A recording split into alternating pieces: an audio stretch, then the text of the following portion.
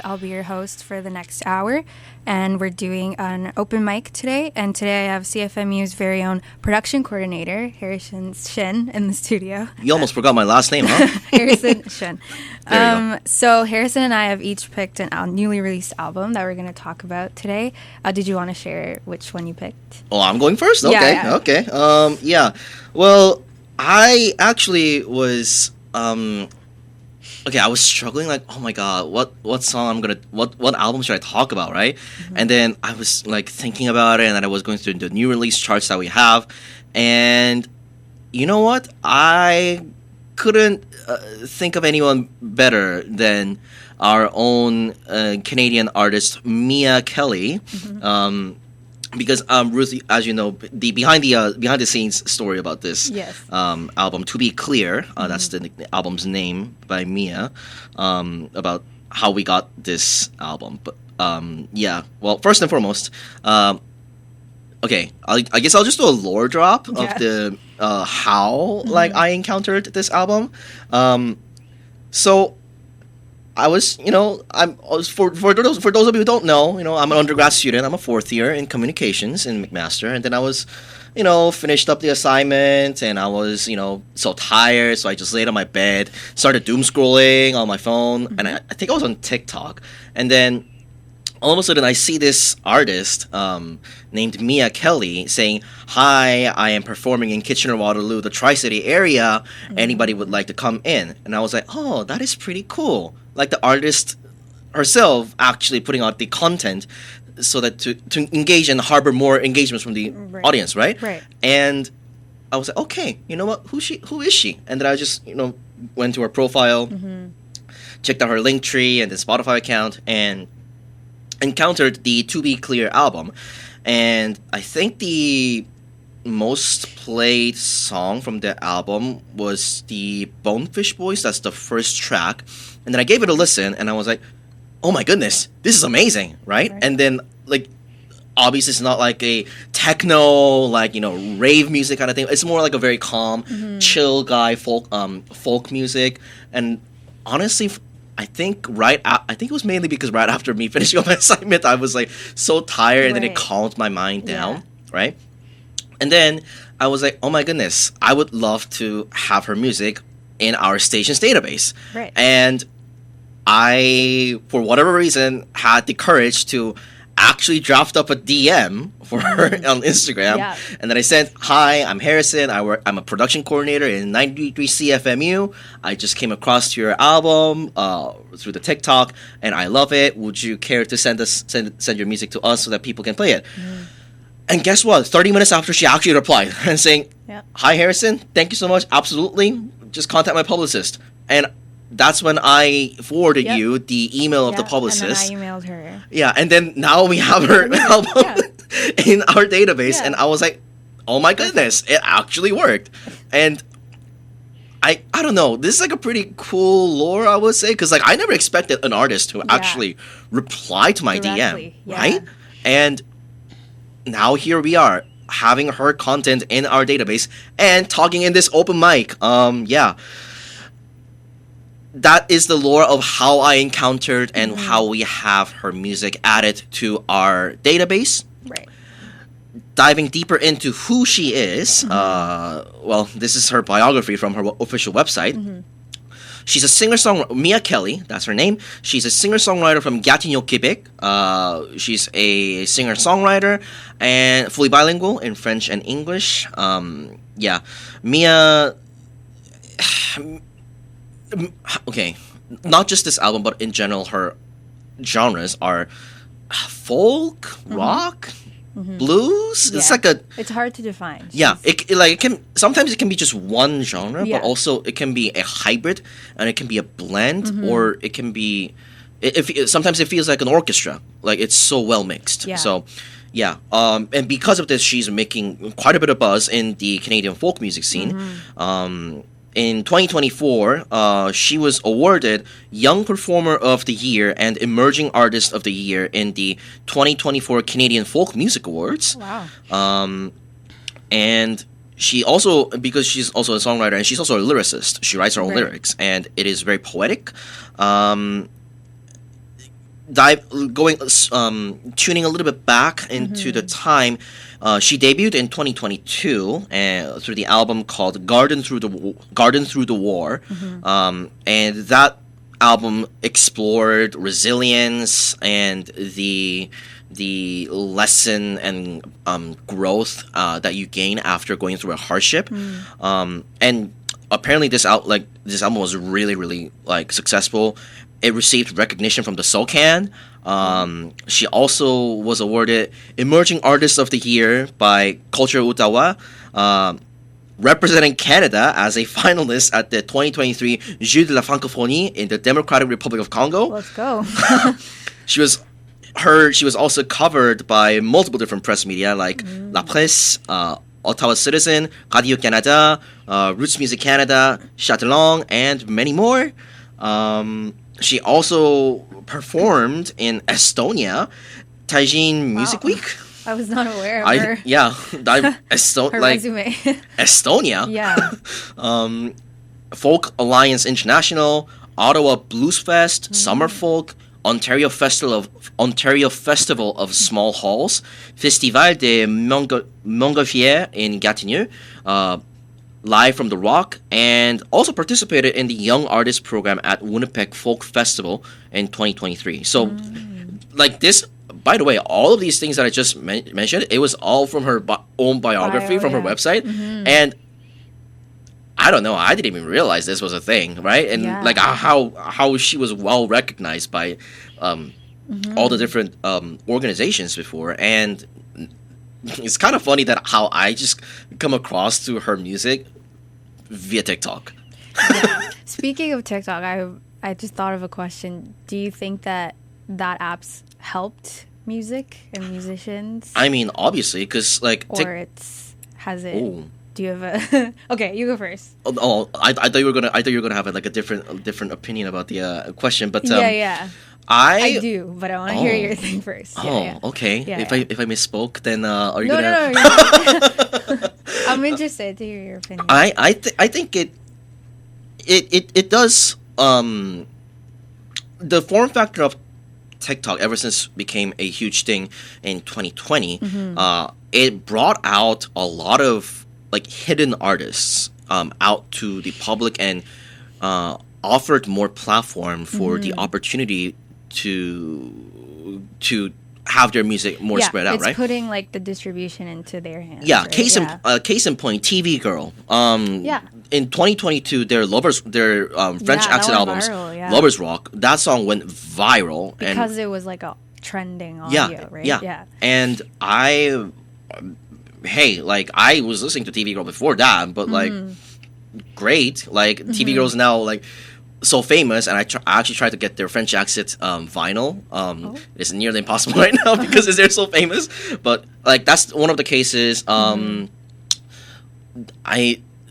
It also brought out a lot of old music that are not really well known in our generation. Yeah. True. Such as ABBA. ABBA's music were quite a bit of a huge hit in TikTok. They were in a lot of like remixes. Yeah, lots of remixes. I think I might be wrong, but Arkells recently, I think last year or 2 years ago, released an album, and it was like an album full of like covering like old music, and one of them was the ABBA's music that was pretty trendy in the TikTok. So overall, I think the platform TikTok can give it has been really helpful for some artists at least, and it is we cannot ignore the contribution that TikTok had for lots of emerging small artists. Absolutely. No, I agree. I don't disagree with that aspect. Like it definitely has it can help like people get their music out, especially independent ones, local ones who don't have like a big company behind them. Yeah. What I was going to say is like I think it has affected how artists and maybe companies are forcing their artists to make music for that app. Songs are shorter, like, you know, like they're strictly made so that they can go viral, you know what I mean? So that really? they're part of a challenge or something. I think this is big in K-pop, especially now. See, it's kind of funny.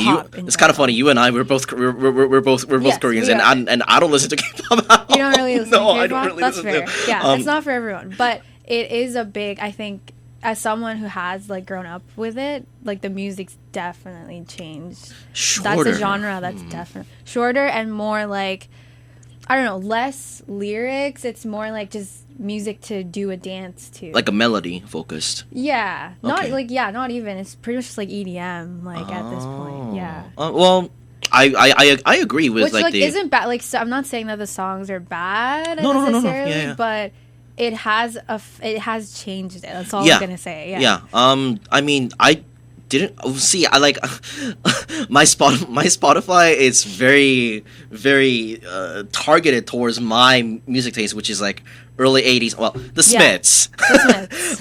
REM, or Fleetwood Mac. Like I mainly listen to like older music, Yeah, right? yeah, So yeah. I didn't even come across the recent new releases unless I encountered them through our station's database, right? Yeah. Is that but how you usually discover music? I Like, do, through yeah. others? Okay. I discovered new music through CFMU, actually. Yeah. But yeah, I didn't even realize that. But I see what you're saying. I think Mm-hmm. I think it is a genuinely good point though, like because the music industry itself still needs to make money Yeah. to survive, and Right. now with TikTok and like a lot of different social media offering the short form contents and the contents that are in these social media platforms are successful based on a certain type of music, then obviously the artists and the record companies and the musicians, they would aim for that if they need to like make more money. So I get it. Yeah, Yeah. that's a good point. I never thought about it that. Yeah. Yeah. Wow. Okay. Yeah. But yeah. Coming back to Mia Kelly's album. Like it has 10 songs, and it was released on 4th of October 2024, and it is a bilingual album. I think. Oh, she sings French in French on too. it? Oh, Yeah. okay. I didn't know The out of 10 songs, I think two of them are French. that. Okay. Third track, Si j'étais franche, and seventh track, Tom. Great accent. Oh, merci beaucoup. And everything else is English, but it out of all of those, I want to say my personal favorite would be Bonefish Boys, obviously because that's the first track and I've encountered. And Lone Dog too. See, this is the issue.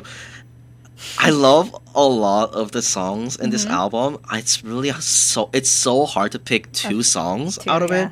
But if I have to, like if somebody like threatens me to choose two songs, then I would choose Bonefish Boys and Lone Dog. What about between the two? Oh, why are you putting me on spot like this? Which one should we play first? Okay. I'm thinking. Bonefish Boys. Yeah. Bonefish Alright. Boys. We'll listen to Bonefish Boys and then we'll come back right after. Yeah. Great. So Harrison, we just listened to. Yes. Is it your favorite song off that album? And I don't know if you paid attention to the lyrics, but I think there is a reason why that this song speaks to me. That because like this is a favorite song. For example, the lyrics start, and I quote, "Tell you about the time I served." It goes on and talk about when they sent me out to sea to join the ranks of salty dogs. So, Mia, are you a veteran? Did you serve in What Navy? does she know? What do you know? How much do you know? Do you have your clearance? But yeah, it. So See- it spoke to you. Well- You resonated with it. I was not in Navy, Yeah. but as you know, I'm a veteran. So yeah, but you see what I mean. Like she is a very poetic lyricist, and Yeah. it makes like. Come on, like it's 9:37 a.m. in the Friday morning. I woke up at 6 a.m. to get here because I live in Toronto, and you know what? Like I was like my brain was sleepy, my brain was eepy, and like it was struggling to like stay awake, and that's the reason why I choked down medium double, right? And listening to her song and then going through the lyrics made my brain wake up and think like, she talking about me? Little sussy. I also love the tone of her voice too. I wasn't expecting her to have such a deep it's voice. Deep, a little raspy, like husky, raspy? Yeah, that's husky. the word. Yeah. And how would I describe this? It has a punch, like it has a punch with the melody, but it's not a hard punch. Yeah. It's like a jab, maybe. Yeah. And like, I see what you mean. Like it makes me okay, like unexpected. All right, I'll pay attention. That kind of feeling, you know. I don't know about the other songs, but for this one, it definitely feels like someone's telling you like a tale by a campfire. Yeah, it's like a folk tale. Yeah, about these bonefish boys. Yeah, folk tale, because she's doing folk. There you go.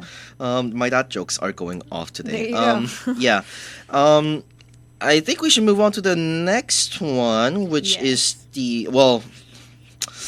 I hesitantly chose this song. Why do you say hesitantly? Well, once again, there were so many songs, right? And it's hard to choose. And I love the French songs too, especially the third track, Si j'étais French. I don't speak French that well, right? But like, it's I kind of understand a little bit. I have a beginner's levels of French. I would say, and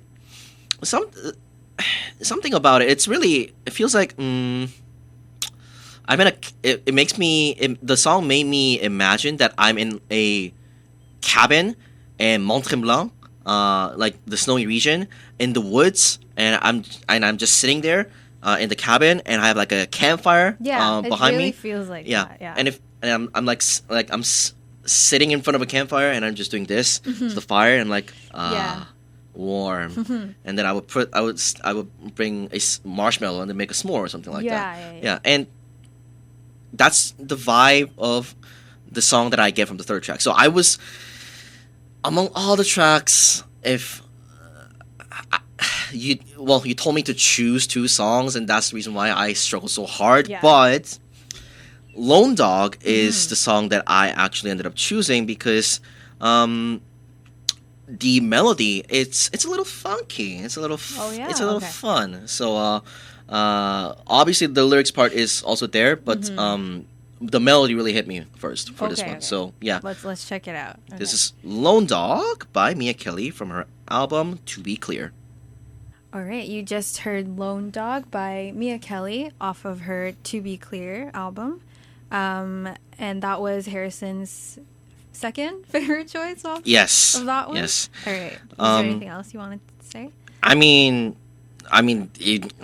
don't think we gotta get to your album. Yes, so we do. I just yapped for like 25-30 minutes about her. So yeah.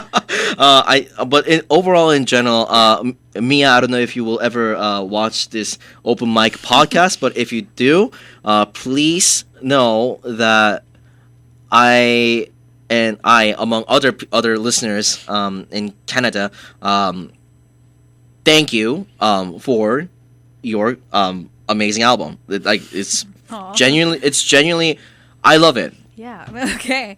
So the album that I chose was Eusexua by FKA Twigs. Have you heard of her before? No. No, never heard of her? No. I guess, she was fairly like underground, like kind of indie pop artist. Okay. She is from the UK. She's her mother's English and her father's Jamaican, I believe. Ooh, okay. Yeah. But I mean, other than just the music, she's like a dancer, an artist. Like, she's very versatile. So this is her third studio album, and the title is actually a word that she made up. Yeah, it's not a real word, I guess. So it's one she coined, and she describes quote Eusexua as the feeling of when you've been kissing a lover for hours and turn into an amoeba. Wait. Whoa. Sorry, say that again slowly. When the feeling of when you've been kissing someone for hours. Okay. And you turn into an amoeba with that person. So basically just the feeling of like becoming one. Like you're so intimate with this person that you just mesh. Yeah. Okay. I like that. Which Yeah, I think, like that. yeah. It's a pretty accurate sounding word. Yeah. Like, it makes sense. Yeah. And also, I guess it's the concept of her entire album. It's like about love and intimacy and things like that. So, and the album itself is pretty like genre bending. So I'd say it's like art pop. Like art pop? Yeah. That is a new term. Okay. Yeah, art pop, which is kind of what people categorize like Bjork and like Kate Bush under Lady Gaga. Okay. Which is basically like pop, usually pop songs that are like unconventional song structures and like the songwriting as well. So it doesn't follow like a typical verse chorus verse structure. It's just a bit different in it's a stylization kind of. I think that's what people call art pop as it is. But yeah, it's like, it's always hard to, categorize artists, albums into one specific genre. This is definitely one of those. Like, it's also EDM. Like, there's definitely like very upbeat like dance tracks in this as well, but also kind of slow, like low tempo ones as well. And like I was saying, like Bjork, Kate Bush, you can definitely hear those influences in this album as well. Which is it's also a bit of Madonna too. Like she has a wide range. Really says genre bending, huh? Yeah. Okay. So she really crosses genres in this one. So yeah, this was released just towards the end of this January. Oh yeah, I see that. Yeah. So it was fairly recent.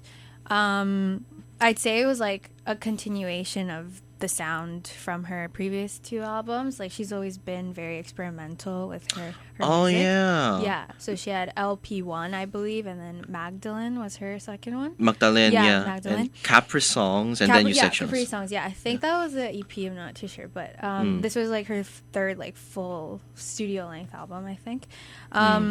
So yeah, I mean, it's hard to, like you said, it's really hard to pick like two, let alone one from an album. The one I did want to pick was Explicit, so we can't play it, but I do want to talk about it a bit first. So the one I think was definitely my favorite was Drums of Death, and this was the single she released before the full album came out too, so I think I just had more time with it, but yeah, like the production on that one is just insane. It's very dynamic. Listen to it when you get a chance. The title is really it's really fitting for the song because the drums are just like, they really hit you. We were talking about like punches earlier. Like this is like a full, like in the jaw. Oh, like uppercut? Yeah, uppercut and your teeth go flying kind of. Oh wow. Okay. Yeah, it's really dynamic and loud, and I love it. It's great to just like blast through your headphones. Just great like confidence boost too. Like, I think that's also another kind of overarching theme of the album. Just like being kind of owning yourself and like like putting all your love into this person and you feeling great about it as well.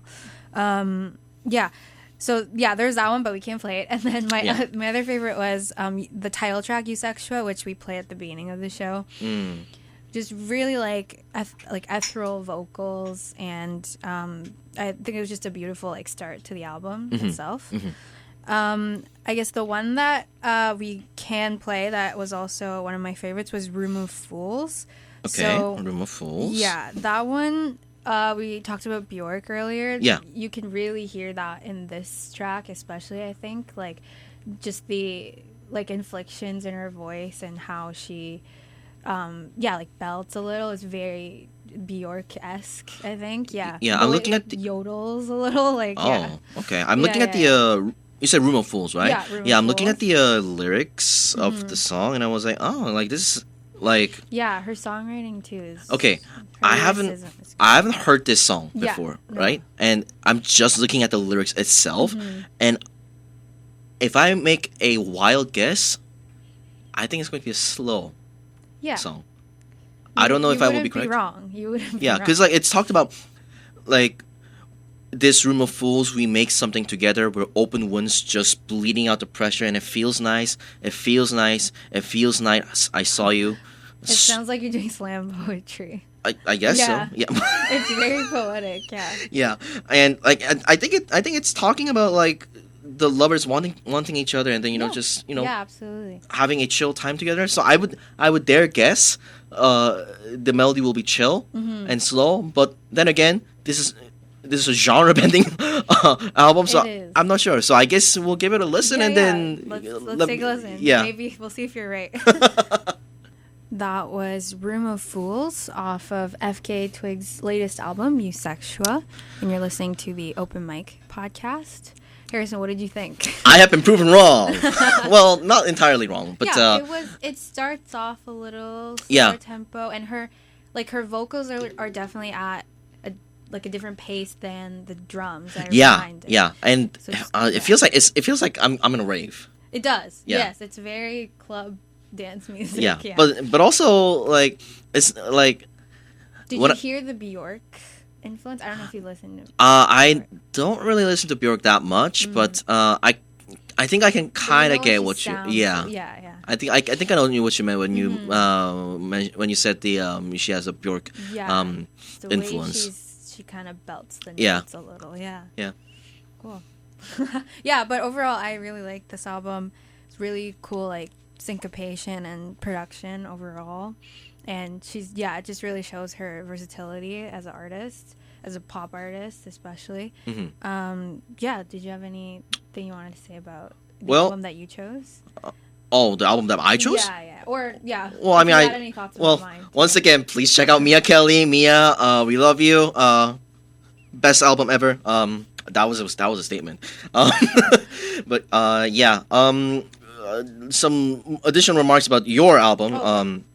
I guess it's first and foremost, I was while the song was playing, I realized that the album art is from Magdalene and Capri Songs, and now to the Eusexua.